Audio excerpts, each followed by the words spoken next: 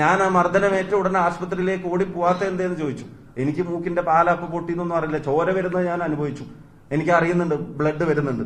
പക്ഷെ അങ്ങനെ ഒരു സീനിൽ നിന്ന് ഓടിപ്പോയാൽ അവിടെ പിന്നെ ഉണ്ടാവും പോകുന്ന എല്ലാ സംഘർഷങ്ങളും അവിടെ അപകടം സൃഷ്ടിക്കുന്നത് കൊണ്ട് അവിടെ പ്രവർത്തകരോട് പിരിഞ്ഞു പോകണം, ഈ പ്രതിഷേധം അവസാനിപ്പിച്ചിരിക്കുന്നു, ബാക്കി കാര്യങ്ങൾ നമ്മൾ പിന്നീട് ചെയ്യുമെന്നും പറഞ്ഞ ആളുകളെ പിരിച്ചുവിട്ടിട്ടാണ് ഞങ്ങൾ രണ്ടാളും അവിടെ നിന്ന് പോരുന്നത്. നിങ്ങൾ ആലോചിച്ച് നോക്കണം.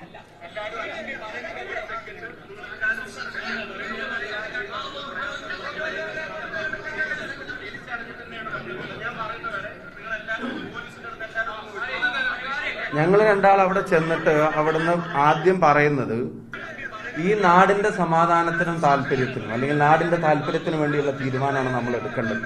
നിങ്ങൾ പോലീസിൽ നിന്ന് അകന്നു നിൽക്കണം, അവിടെ സംഘർഷം ഉണ്ടാവേണ്ട കാര്യമില്ല എന്നുള്ളത് ഈ സംഘർഷമൊക്കെ ഉണ്ടാവുന്നതിന്റെ മുമ്പ് അവിടെ ചെന്നെന്ന് പറഞ്ഞതാ. ഞങ്ങളത് എസ്കലേറ്റ് ചെയ്യാൻ പോയവരല്ല. ഞങ്ങൾ രാവിലെ വടകരയിലെ കൺവെൻഷൻ കഴിഞ്ഞ്, ഞങ്ങൾ നാദാപുരത്തെ കൺവെൻഷൻ കഴിഞ്ഞ്, കൊയിലാണ്ടിയിലെ കൺവെൻഷൻ കഴിഞ്ഞ്, ശബരിമല ജാഥയുമായി ബന്ധപ്പെട്ട സമരത്തിന്റെ യോഗം പേരാമ്പ്രയിലെ ഓഡിറ്റോറിയത്തിൽ വിളിച്ചു ചേർത്തതിൽ പങ്കെടുക്കാൻ പോയപ്പോൾ അതിന്റെ തലേ ദിവസം മുതൽ അവിടെ ഉണ്ടാവുന്ന പോലീസ് അട്രോസിറ്റീസിന്റെ കാരണം ഞാൻ ഒരു കാര്യം ചോദിക്കുക, ഞാൻ അവിടെ വന്നിട്ടാണ് സംഘർഷം ഉണ്ടായത്. ഞാൻ അവിടെ ചെല്ലാത്ത തലേ ദിവസം പോലീസ് അവിടെ നടത്തിയ കാര്യങ്ങൾ നിങ്ങൾക്ക് റിപ്പോർട്ട് ചെയ്തല്ലേ? 6 റൗണ്ട് ടിയർ ഗ്യാസും ഗ്രനേഡും അവിടെ പോലീസ് ഉപയോഗിച്ചത്. അവിടെ ഒരു കോളേജ് ഇലക്ഷൻ ജയിച്ചിട്ട് 25 വോട്ടിന് ചെയർമാൻഷിപ്പ് ജയിച്ച 3 തവണയാണ് കോളേജിനകത്ത് പോലീസിന്റെ സാന്നിധ്യത്തിൽ ഇത് എണ്ണിക്കുന്നത്. എന്ന് വെച്ചാൽ ജയിച്ചതിന്റെ ഒരു പ്രകടനം പോലും ടൗണിലേക്ക് ഇറങ്ങരുതെന്നുള്ള പിടിവാശി. ആ പ്രകടനം അന്ന് നടത്താൻ സമ്മതിച്ചില്ല. പിറ്റേ ദിവസം പെർമിഷൻ എഴുതി കൊടുത്ത് പിറ്റേ ദിവസം പെർമിഷൻ നടത്താൻ പ്രകടനം നടത്താൻ സമ്മതിക്കുന്നില്ല. അവിടെ അന്നും CPM പ്രകടനം നടത്തുന്നു, പിറ്റേ ദിവസം പ്രകടനം നടത്തുന്നിട്ട് FIR എഴുതി വെച്ചിരിക്കുകയാണ് 500ഓളം LDF പ്രവർത്തകർ പ്രകടനം നടത്തി പിരിഞ്ഞുപോയി. UDF പ്രകടനം നടത്തുമ്പോൾ ഗതാഗത തടസ്സം ഉണ്ടാവുന്നു, പിന്നെ നടയാത്രക്കാർക്ക് തടസ്സം ഉണ്ടാവുന്നു, അവിടെ ട്രാഫിക് ബ്ലോക്ക് ഉണ്ടാവുന്നു, ജനങ്ങൾക്ക്. ഇത് തൊട്ട് മുമ്പ് അവരുടെ പഠനത്തിന് ഇതൊന്നും ബാധകമല്ല. FIR-ൽ പോലും വല്ല പാർട്ടി സ്റ്റേറ്റ്മെന്റ്, പൊളിറ്റിക്കൽ സ്റ്റേറ്റ്മെന്റ് എഴുതുന്ന പോലെയല്ലേ പോലീസ് അവിടെ കാര്യങ്ങൾ ചേർത്തത്.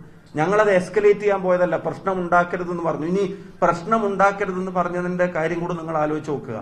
ഈ മർദ്ദനം എനിക്കേറ്റിട്ട് എന്റെ സഹപ്രവർത്തകർ ഉൾപ്പെടെയുള്ള ആളുകൾക്ക് ഇത്ര മൃഗീയമായ ആക്രമണം ഏറ്റിട്ട് അവിടെ ഏതെങ്കിലും തരത്തിലുള്ള ഒരു കലാപന്തരീക്ഷം ഞങ്ങൾ ആരെങ്കിലും സൃഷ്ടിച്ചോ? ഞാൻ ആ മർദ്ദനമേറ്റ ഉടനെ ആശുപത്രിയിലേക്ക് ഓടി പോവാത്ത എന്തേന്ന് ചോദിച്ചു. എനിക്ക് മൂക്കിന്റെ പാലപ്പ് പൊട്ടിയെന്നൊന്നും അറിയില്ല, ചോര വരുന്നത് ഞാൻ അനുഭവിച്ചു, എനിക്ക് അറിയുന്നുണ്ട്, ബ്ലഡ് വരുന്നുണ്ട്. പക്ഷെ അങ്ങനെ ഒരു സീനിൽ നിന്ന് ഓടിപ്പോയാൽ അവിടെ പിന്നെ ഉണ്ടാവും പോകുന്ന എല്ലാ സംഘർഷങ്ങളും അവിടെ അപകടം സൃഷ്ടിക്കുന്നത് കൊണ്ട് അവിടെ പ്രവർത്തകരോട് പിരിഞ്ഞു പോകണം, ഈ പ്രതിഷേധം അവസാനിപ്പിച്ചിരിക്കുന്നു, ബാക്കി കാര്യങ്ങൾ നമ്മൾ പിന്നീട് ചെയ്യുമെന്നും പറഞ്ഞ ആളുകളെ പിരിച്ചുവിട്ടിട്ടാണ് ഞങ്ങൾ രണ്ടാളും അവിടെ നിന്ന് പോരുന്നത്. നിങ്ങൾ ആലോചിച്ച് നോക്കണം. ഇത്രയൊക്കെ സംഭവിച്ചിട്ട് ഇതുപോലൊരാൾക്ക് പരിക്ക് പറ്റിയിട്ടും പോലീസിന്റെ കയ്യിലിരിപ്പും കയ്യിലിരുന്ന് പൊട്ടിയതും ഉണ്ടായിട്ടുള്ള ഒരു പരിക്കല്ലാതെ ഒരു പോലീസുകാരന് പോലും അവിടെ അഡീഷണൽ ആയിട്ട് പരിക്കേറ്റോ? ഇന്നലെയൊക്കെ ചില പോലീസുകാരുടെ വിഷ്വലൊക്കെ നമ്മൾ കണ്ടതാണല്ലോ. പ്രകോപനമായിരുന്നു നമ്മുടെ ഉദ്ദേശമെങ്കിൽ അങ്ങനെ എന്തെങ്കിലും ഒരു സീൻ അവിടെ ഉണ്ടായോ?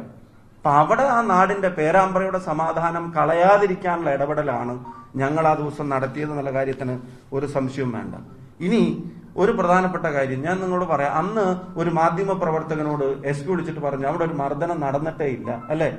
ഒരു മാധ്യമ പ്രവർത്തകനോട് SP വിളിച്ചിട്ട് പറഞ്ഞു ഒരു മർദ്ദനം നടന്നിട്ടേ ഇല്ല. അപ്പത്തേക്കും വ്യാജ പ്രചരണങ്ങൾ ആരംഭിക്കുക. ആ വ്യാജ പ്രചരണങ്ങൾ എന്തൊക്കെയായിരുന്നു നിങ്ങൾക്ക് എല്ലാവർക്കും അറിയാം. അത് അവിടെ ലാത്തി ചാർജ് നടന്നു അറിയാഞ്ഞിട്ടൊന്നുമില്ല, ബോധപൂർവം ഈ ചർച്ചകളെല്ലാം വേറൊരു തരത്തിൽ വഴിതിരിച്ചു വിടാനുള്ള ഇവരുടെ അജണ്ടയായിരുന്നു. എന്നിട്ട് എന്തോ ഭാഗ്യത്തിനാണ് പിറ്റേ ദിവസം ഇതിന്റെ വിഷ്വല് പുറത്തു വന്നത്. അതുവരെ മർദ്ദനം ഏറ്റിട്ടില്ല, അത് മഷിയാണ്, പെയിന്റാണ്, കുപ്പിയാണെന്നൊക്കെ പറഞ്ഞുകൊണ്ട് നടന്നവർ പിന്നെ അത് മാറ്റി പറയേണ്ടി വന്നു.